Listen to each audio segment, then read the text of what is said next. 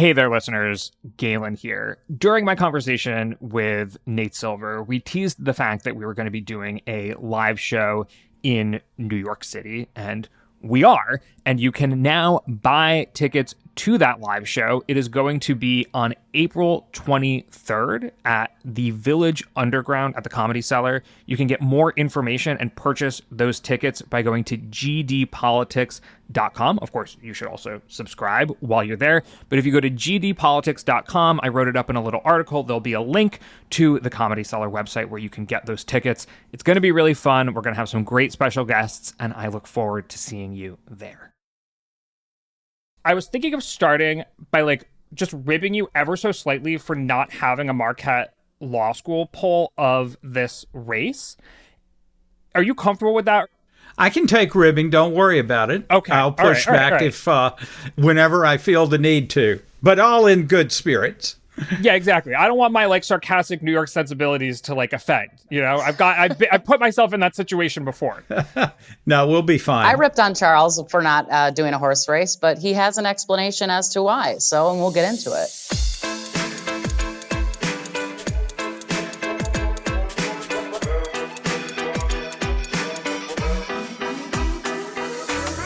Hello and welcome to the GD Politics Podcast. I'm Galen Drew. Once upon a time, I might have opened a podcast episode about a state Supreme Court race in Wisconsin by saying something like, I know it's an obscure election, but hear me out. But by now, political coverage of any statewide race in Wisconsin probably needs little explanation. Wisconsin was the tipping point state in 2016 and 2020. In other words, it was the state that put the winning candidate over the edge in the Electoral College.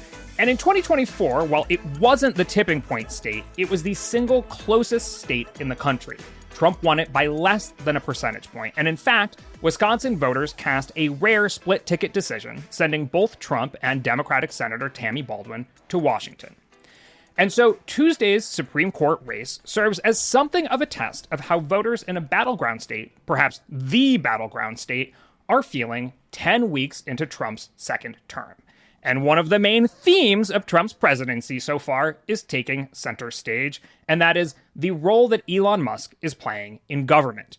The race is nominally nonpartisan, but liberal judge Susan Crawford and conservative judge Brad Schimel have been very clear about where they stand on state and even national politics.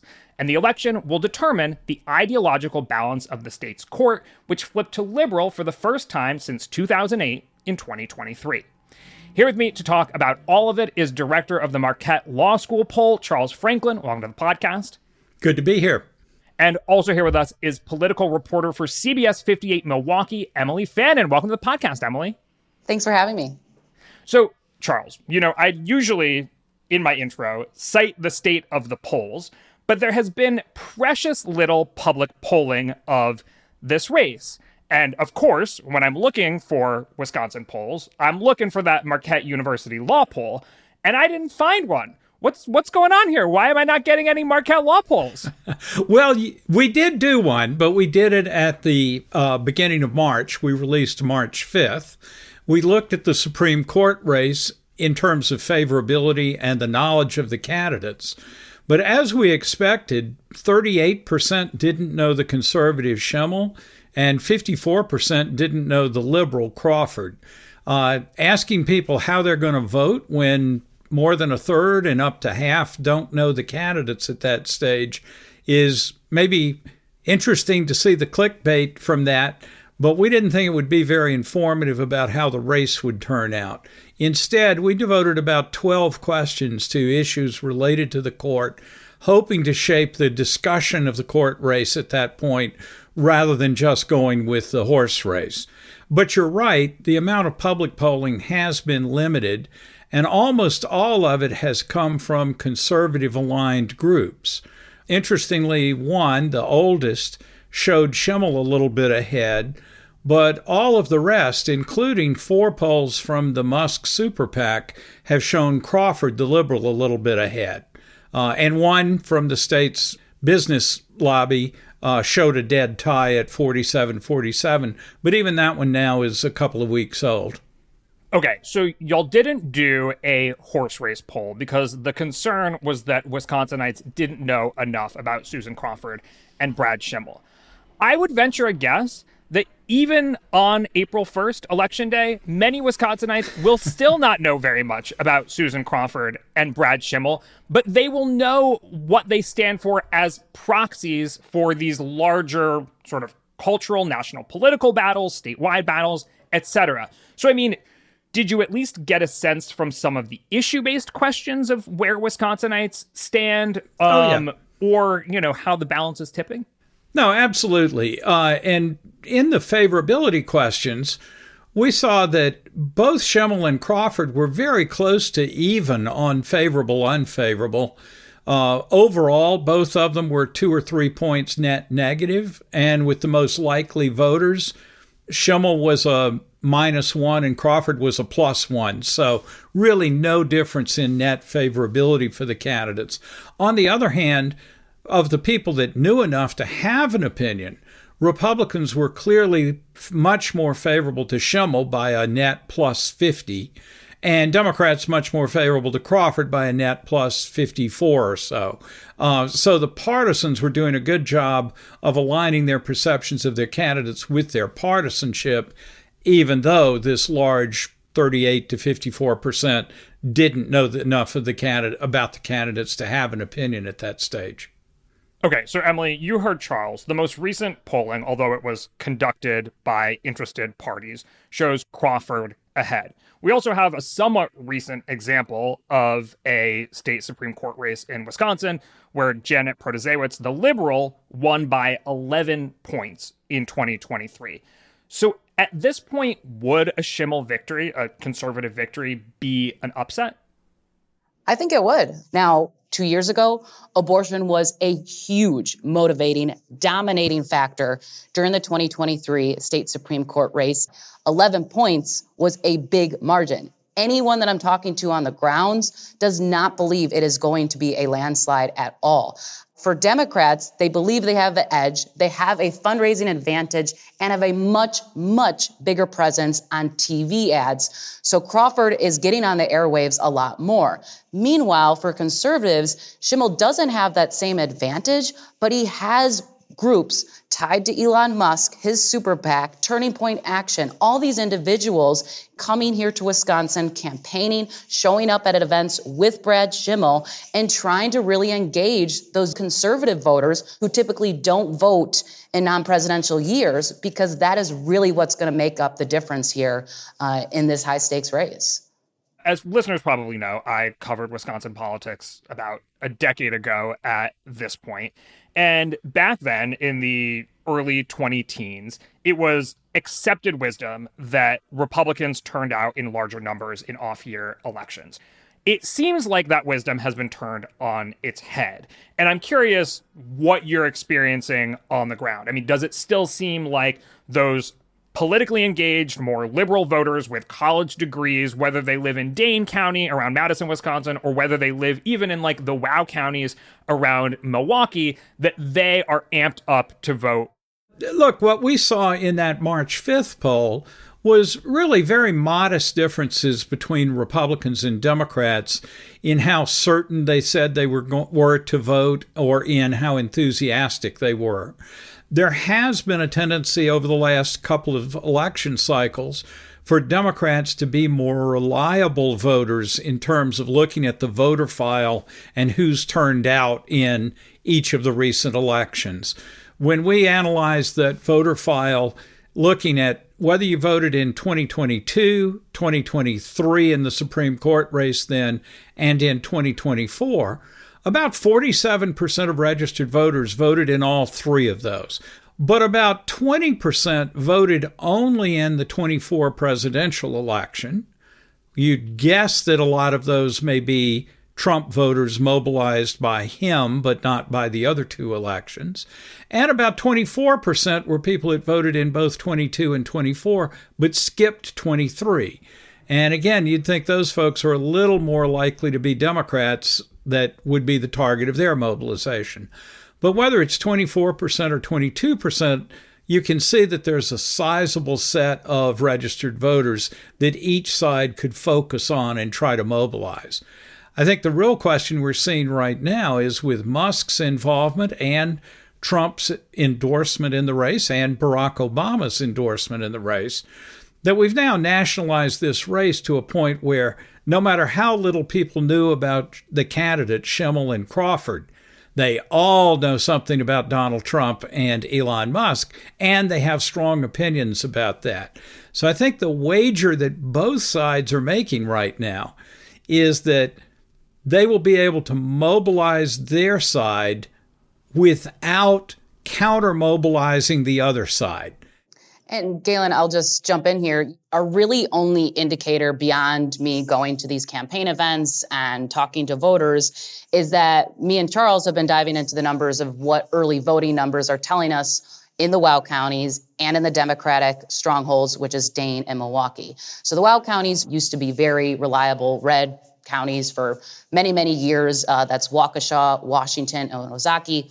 But they have trended, some of them, a little bit purple over the last statewide and presidential elections, I would say ever since 2016. Right now, early voting numbers are significantly up in those WOW counties, specifically in Washington County, which has always been deep red. So you would assume that's a good indicator that Republicans' messaging about voting ahead of Election Day is getting out there. They really have changed that. You even heard it from President Trump multiple times. Vote early, vote early, vote early, even though sometimes he walks back that and spews some false claims about it and targets Wisconsin and whatnot. But we're talking about numbers that are upwards to 60, 65, 67% increase from 2 years ago in early voting numbers. And that's the number of ballots that have already been returned to clerks. So that is good news for Republicans. But the one thing that we don't know are the voters that vote in every single election and they're just, hey, I'm just going to get it over with, return my ballot. Or are these the low propensity voters that are heading to the polls and often don't participate in every election? So that's really what's kind of the mixed signals about the early votings. But overall, it is good news that participation is up. People are enthusiastic. And of course, going back to Charles' poll, which is now, over a month ago, it seems like more people are attuned that there is an election for sure. Yeah, I would say that the early voting is interesting to look at, but dangerous to interpret for partisan advantage. What we don't know, because among other things, we don't have registration by party here, so it's impossible to know how many early voters are Democrats or Republicans.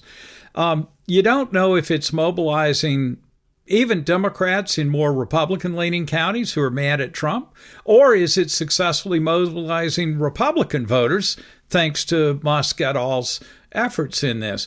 We do know that turnout is up by about 68,000 in early vote in counties that Harris won, but it's up by about 122,000 in counties that Trump won. But again, you jump to the conclusion that that's good for Republicans, and it probably is on balance, but you just don't know how many of those extra voters in Trump-won counties are necessarily coming to the polls to vote for Schimel. So that's the caution I would raise. I think the prediction is pretty easy. We were at about 1.8 million total votes last time. That broke the record for a spring election that's not held on the same day as a presidential primary. I think we could easily pass 2 million this time. In fact, almost surely will. But I don't know how far north of 2 million we might get. We are in record-breaking territory here, so it's very hard to know what the limit is. We'll certainly fall well short of the 88% of registered voters that voted in the fall. But might we hit 55 or 60% of registered voters? I think those are potentially in reach for this election. Today's podcast is not brought to you by a direct-to-consumer mattress company. It's not brought to you by a hair loss or erectile dysfunction medication provider. And it's also not brought to you by a business-to-business e-commerce platform. Today's podcast is brought to you by you, the listener. I'm in the early stages of getting this podcast off the ground, and it will only succeed with your support. I want to bring you coverage that embraces curiosity, rigor, and a sense of humor. And I want to bring it to you on a regular basis with more episodes, more insight, and more laughs. I can only do that if you subscribe to and support this podcast. Go to gdpolitics.com and become a paid subscriber today. Even better, do it right now. gdpolitics.com, that's G as in gosh, D as in darn, and politics as in that hot mess. Head to gdpolitics.com to subscribe, and thank you. Looking at Charles's poll, there were favorability numbers for both Donald Trump and Elon Musk. And what we saw is that while Donald Trump is underwater, it's only slightly underwater, like 3 percentage points amongst Wisconsinites. But Elon Musk is, I think it was 12 percentage points underwater with Wisconsinites. And from looking at some of the campaign reporting and also understanding what those numbers mean, it seems like Democrats/liberals in this race really want to focus on Elon Musk and make people feel like it is a referendum on his behavior in Washington and also his influence in the state. Whereas Republicans, in order to get those low propensity voters, are trying to say, remember how you voted for Donald Trump in November? Well, his agenda is on the line here. If you like Trump, you should vote for Brad Schimel and not sit this one out. Is that basically what this race has become? Yeah, I think it very much is. And if you look at those numbers, Trump's approval overall, as you said, is about 48-51, a net -3. But he's at 92% approval with Republicans. On the other hand, he's at 97% disapproval with Democrats. That's Democrats angry, angry, angry. And Trump is at 60% disapproval with independents, who are about 13% of registered voters here. But with Musk, the numbers are a little less favorable for Schimel and for the Republicans. Republicans give Musk an 80% favorable rating, but Democrats are that same 97% unfavorable to Musk, and independents are also heavily unfavorable to Musk. So if you were a Democrat playing this game, you'd really rather campaign against Musk rather than campaign against Trump, because Musk doesn't have quite the strength with the GOP base that Trump does. But of course, it's Musk here in the state holding an event of some kind on Sunday, campaigning and with major get-out-the-vote efforts by his super PAC. So I think that the bet here is that Musk and Trump can mobilize those presidential-only vote for Trump voters and get more of them to the polls. But there is this trade-off that Democrats are much more intense in their dislike of Trump and Musk. Republicans very positive towards Trump, but somewhat less so to Musk. So where does that work out on the mobilization side? Yeah, I just think in general, when you layer the national politics, the presidential politics, and Elon Musk, we are really going to see a state Supreme Court race unlike any other we've seen. I mean, including the record-breaking historic spending one we just saw 2 years ago. Now the money is upwards to, my latest tally, above $90 million spent between both candidates. I suspect that to be on election day, $100 million. I mean, which is, of course, we all know is unprecedented. But I think the bottom line is this is the first test of President Trump's first few weeks in office in the purplest of purplest states. And just to jump in on that, that is different from where the race was 3.5 weeks ago, when it was really two court candidates arguing about who was the tougher prosecutor and not dipping very explicitly, certainly not in their paid advertising, into these national issues. But over this last 3 weeks, the race has completely become nationalized in a way that no previous Supreme Court race has been nationalized. Our races have gotten increasingly partisan since 2000. And so this year is not making them partisan as if they had never been partisan before. But the involvement of those national figures is a dramatic change from anything I've seen in my 30 plus years here. Yeah, Charles, you mentioned that Democrats would probably rather run against Elon Musk than Donald Trump in Wisconsin. And it seems like Elon Musk is making it pretty easy for them to do that.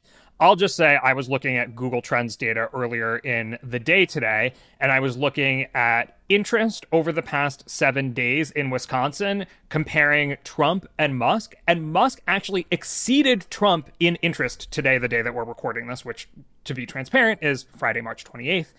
That was not the case anywhere else in the country. In the rest of the United States, interest in Donald Trump far outpaced interest in Elon Musk. And part of the reason for this is that Elon Musk is turning this election into something of a sweepstakes. Emilee, I think you've been looking into the latest on this. Yeah, it's been quite a whirlwind, I will say, of a day, just with the Musk developments. So I will have to backpedal a little bit. Earlier on Thursday, Elon Musk awarded his first $1 million winner here in Wisconsin, was a Green Bay man. And he won because he signed a petition that just said, you oppose, quote, activist judges. It doesn't say anything about the election, which is very carefully worded, which is why this petition is carefully worded, because there's now questions over the legality of this sweepstakes per se. And this is very similar to what we saw Musk do in the lead up of the November 2024 election, right? He awarded these big checks, but we heard from the Department of Justice warn him that this is possibly illegal, and people have tried to file lawsuits over it. But here in Wisconsin, what's happened since then is that on Friday, then Musk said that he's going to be coming to Wisconsin and handing out 2 additional $1 million checks to voters who have already cast their ballots. Well, now that got basically flagged for State Department of Justice here in Wisconsin, who has now just launched an investigation into his payment to the Green Bay gentleman and possible future payments that he likely wants to carry out over this weekend. And I guess I should also be clear about what Wisconsin law says about this, and why our Attorney General is looking into it is because under Wisconsin law, it is a felony to offer, give, lend, or promise to give anything of value to induce a voter to cast a ballot or to not vote. So Elon Musk has become a focal point here, and we talked about how Wisconsinites view Elon Musk. But everyone is spending a lot of money. So Elon is spending a lot of money. J.B. Pritzker, the governor, Democratic governor of Illinois, has put some money into the race. George Soros has put some money into the race. Obviously, the candidates themselves are raising a lot of money. It looks like Susan Crawford has been significantly more successful than Brad Schimel in terms of raising money for her own campaign herself, as opposed to these outside groups. What are the issues that, when all this money gets spent, are motivating the race? Well, if you're a Wisconsin voter, the key issues are, for Democrats, it's still abortion. There's still very opposing views between the candidates on this issue. Crawford has not weighed on a current legal challenge before the state Supreme Court, which seeks to repeal the state's 1849 criminal abortion ban. But in the past, she has worked for organizations like Planned Parenthood. She's endorsed by Emilee's list. She has carefully worded on the campaign trail that she respects women's choice between them and their doctor, but she won't weigh in, again, on the current lawsuit before the court. Meanwhile, on the other hand, when you look at the candidate Brad Schimel, the conservative, he has in the past had opposing views to abortion. But like what we've seen, many Republicans across the nation have changed their messaging around that, saying, well, I believe it's an issue that should be put before the voters through a referendum. But to be clear, here in Wisconsin, there is no avenue for a citizen-led referendum process that would have to go through the legislature in order to get on the ballot. Beyond abortion, defending their criminal records has been key. Of course, they're both former prosecutors. Brad Schimel, of course, was the former attorney general here in Wisconsin under former Governor Scott Walker. And then it goes on to another big issue and important to, I would say, a lot of liberal voters is congressional district lines. We got new voting lines for the state legislature, but there's now in question whether there could be a future challenge to our congressional maps. Now, there's not any current lawsuit right now, but the theory is for liberals that if they maintain their 4-3 liberal majority on the court, that we could see a future challenge. And that has been a key talking point for Brad Schimel on the campaign trail, because he is often targeting Crawford, who did appear on a Zoom call, which was a link to donors and Democratic donors, where it was coined as in an email to flip 2 House Republican seats in Wisconsin. Crawford has denied that she talked about congressional maps or redistricting. She was just there to present herself, introduce herself as a candidate. But for conservatives, that is a big motivating factor, right? I mean, that's the future of what Congress looks like. And in a battleground state, that has been a huge issue. So I would say those are the big 3. I'll let Charles maybe chime in on any additional key topics. The other one that is of interest here is Act 10, which was a law passed in 2011 that stripped public sector unions. Yes, you remember that one, Galen. You remember. That's back in your day. It stripped public sector unions of almost all of their bargaining rights in the state, and that law has been in effect ever since. But a judge this fall struck it down for certain parts of it. That case will be appealed, we presume, up to the Supreme Court. Has not yet reached the court, though. But that's one that conservatives point to and say that Schimel will uphold Act 10. Crawford will take us back to those days when unions had bargaining rights. So that isn't at the top of the mind of most voters, but we did ask about it, and we actually found slightly more voters wanted to see the law overturned rather than see it upheld. But even though it had recently been struck down, it hasn't been prominent in the news recently, though it has come up in the campaign. The one other thing that's the broader issue of why are people putting $100 million into this campaign is that over 80% in our poll understood correctly that the outcome of this race could tip the balance of the court. It's currently, we have a 7-member court, so it's 4-3 liberal to conservative. That's the first liberal majority in about 15 years that was brought about because of that 2023 election. But this election could flip it to a 4-3 conservative majority. A liberal win would kind of lock in a liberal majority for at least a couple of years. A conservative win would still leave the court up for grabs in the next couple of election cycles, or the next election cycle for sure in 2026. So there are a lot of stakes there, and the public was pretty aware of those, even though they didn't know the candidates very well. So in that sense, people know that the control of the court is up for grabs this time. And they knew that before this became a test of strength for Trump and Musk. I think nationally, people are probably tuning in because they see this as a referendum on the first 10 weeks of Trump's second term. But in Wisconsin, do you get the sense that people are mostly voting based on how they feel about Donald Trump's second term, or that they're voting based on more local issues? I mean, and even, we didn't mention this, but I guess it's worth saying since we're talking about Elon Musk, is he filed a suit in Wisconsin arguing that Tesla should be able to sell cars directly to Wisconsin buyers. Wisconsin, like in many states, I think it's 20 states, requires that cars be sold through franchises, basically, instead of selling directly to the customers. Anyway, Musk is currently involved in a lawsuit that could end up reaching the Supreme Court. So this array of local issues versus what we hear about every day in the national news, how is it netting out for Wisconsinites? Well, I'd go back to something Emilee said earlier, just how central abortion was in the fall 22 elections and in the 2023 April election. And that's not an irrelevant issue by any means, but it certainly doesn't have the same intensity that it did then. I think all of the issues you mentioned are part of this background of this year, but they also get kind of subsumed under partisanship because the sides on these issues align pretty strongly with people's partisan leanings.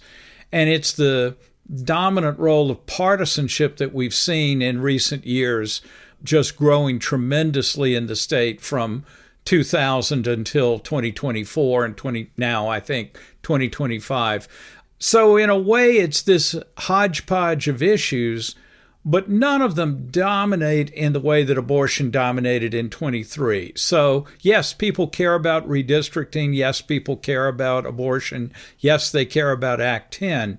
But I don't think any of those rise to the level of salience that the pure partisan part is there that now is augmented by having Musk's direct involvement in the race.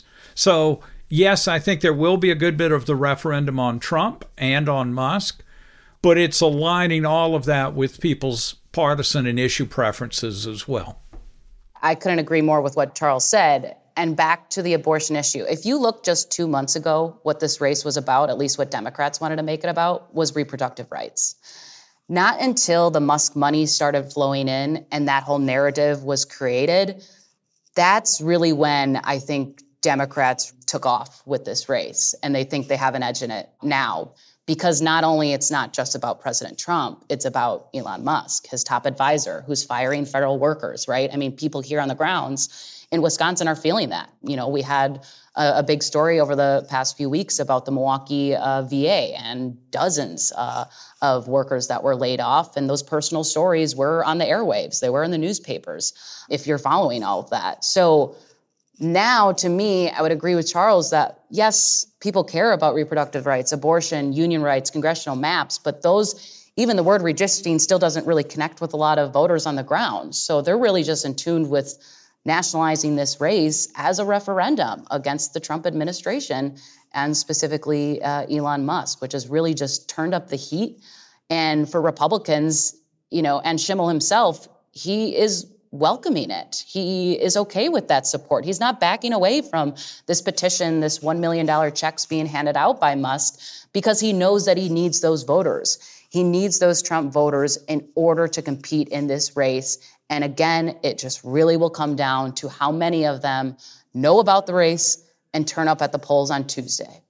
For anyone else in the country, it's kind of hard to imagine what Wisconsin has gone through over the past 15 plus years, right? It's a state of like a little less than 6 million people where all of a sudden these obscure state Supreme Court races have become the center of national politics. You got $100 million in spending.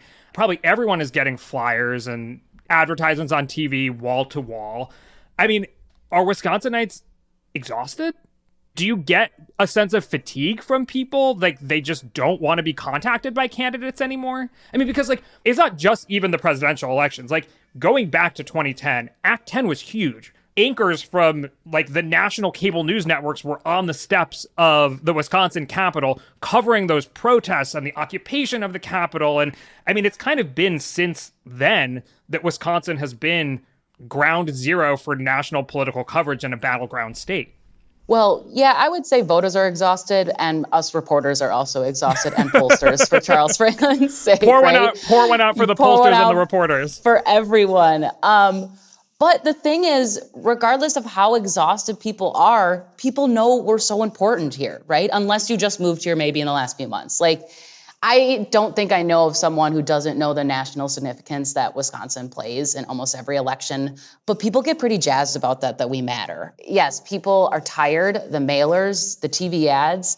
I will say there are a few people that talking to voters are just completely tuned out since November.